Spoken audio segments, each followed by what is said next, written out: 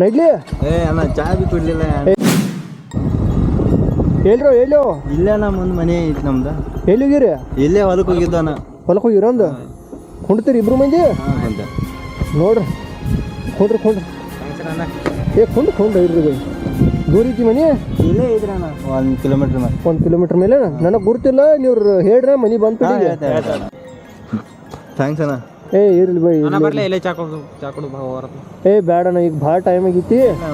ಬೇಡ. ಈಗೇನು ಹುಡುಗರು ಹೆಂಗೆ ಇರ್ತಾರು, ಕಾಲೇಜ ಬಿಟ್ರೆ ಮೊಬೈಲ ಗೇಮ್ ಅದಷ್ಟ.